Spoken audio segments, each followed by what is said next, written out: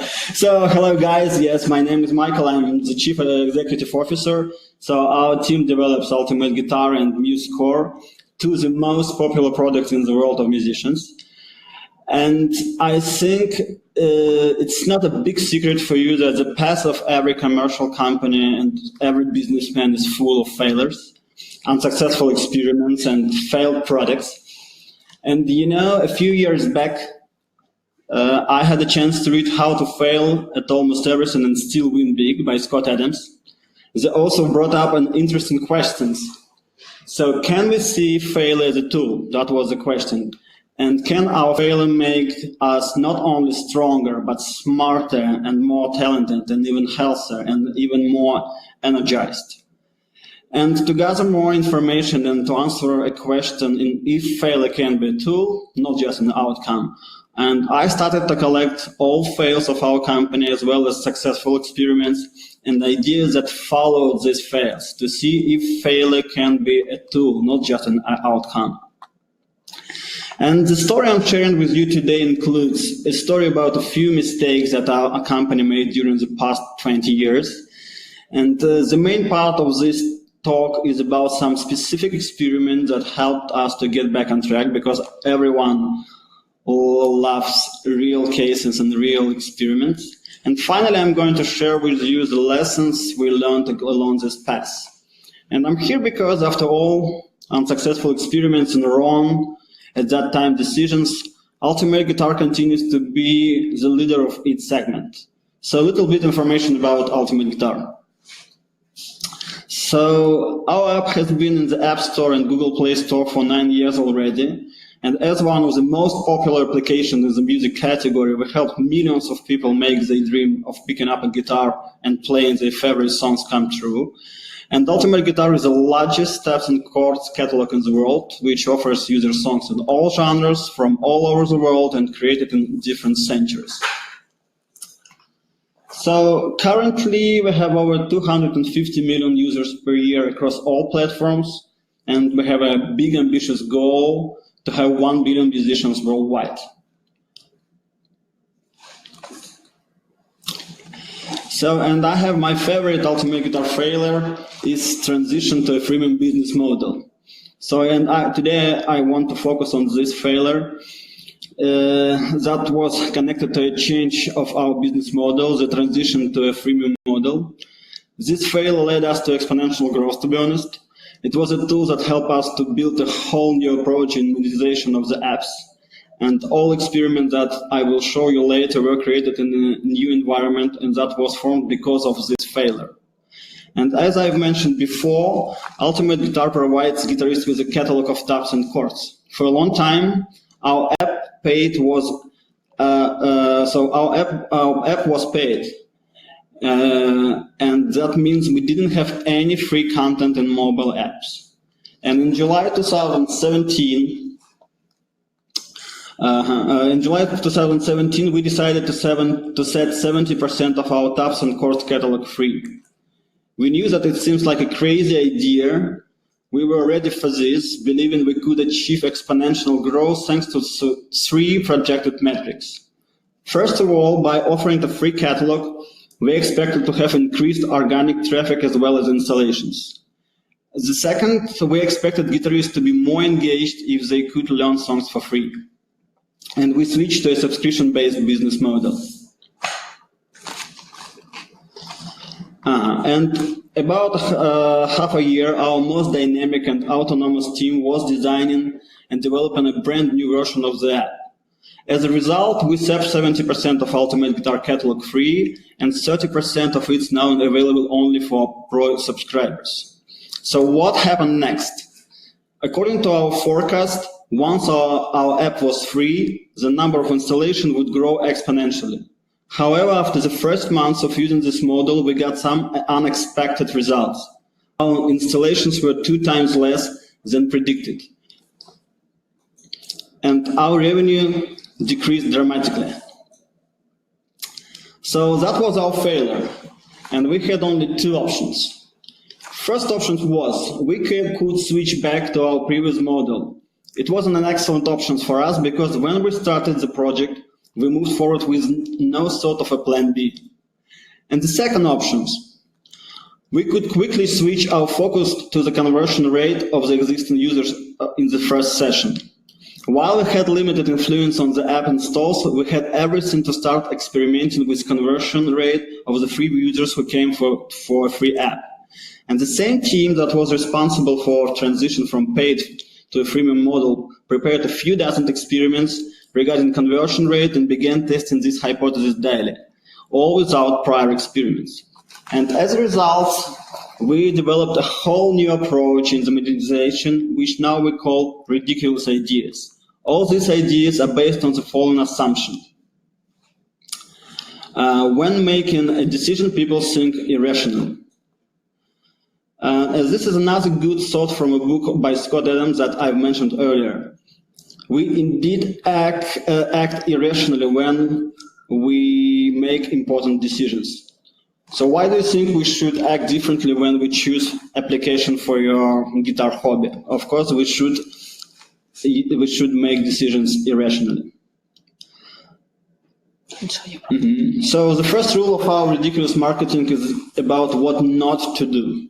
So the rule is avoid showing your product or give users a chance to use it before you offer a premium version.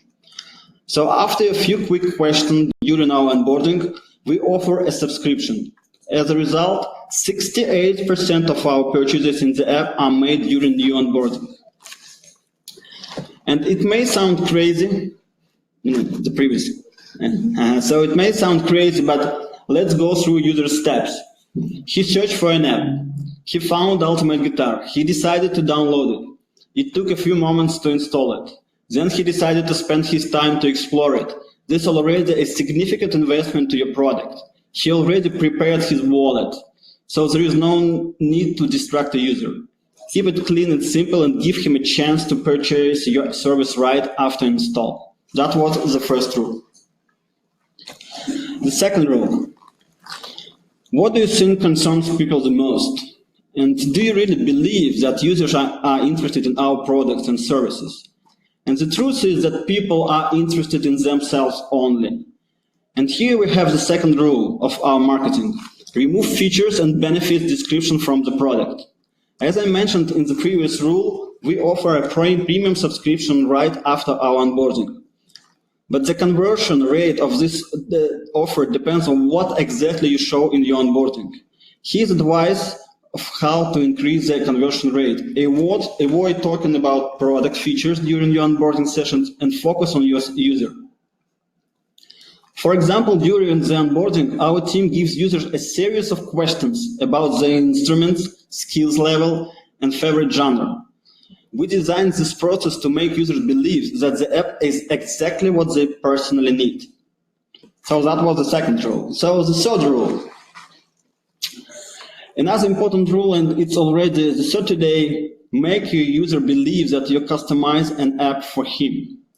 So you will increase your conversion rate by telling and showing users that their information and the time they invested in giving us information is used to personalize the experience. So personalization is what users expect these days. So one little tip. You see the last screen. So we have one small but important step after our onboarding. There is a progress bar, circle in our case, that lasts only a few seconds but shows users that we prepare the app according to the answers on survey a few screens back. So there is an interesting thought. In this area of persuasion, every new argument diminishes the importance of the previous one. So do we need to use more than one argument then? Here's another rule for you. Avoid showing a list of arguments in favor of paid version. Stick to the strongest one. So a landing page that includes 3 or 4 arguments is support of your paid subscription, diminishes the one and only argument that converts users. Here's an example for you on our landing page. We have the phrase, the easiest way to learn songs. Even so, everyone in the office is sick of it. It converts and its rate is outstanding. The next experiment, the most important experiment, was the promotion of your early subscription plans. This experiment affects not only company revenue, but also the engagement metrics. So we noticed that the users with an annual subscription are more engaged and spend more time in the app. And more sessions mean that they spend more time playing guitar. With more time playing, they were achieving greater results and gaining more satisfaction. And more than anything, they were having fun. And to help users with their decision, the annual plan is selected as a default on all subscription screens. We also emphasize the benefits of its plan. And out of all plan options, 95% of users choose the annual plan. Since we started this experiment, our revenue has been growing from month to month. After one of the meetings, we got the idea to add an educational video to the subscription screen. Furthermore, we decided to include a message from a real Ultimate Guitar developer talking about the premium subscription, using our busy office as a background. So we felt it was important to show the heart of the company, our team behind our product. So to sum it all up, so we wanted to achieve exponential growth and decided to switch to a freemium business model. As a result, we were hit back by the market and faced 50% decrease in revenue. As we didn't have the plan B, we decided to concentrate our attention on one specific metric: conversion of the free users into paid users. We launched a lot of experiments. We started what we now call a ridiculous ideas marketing. We brought back revenue. And you see that the previous one. And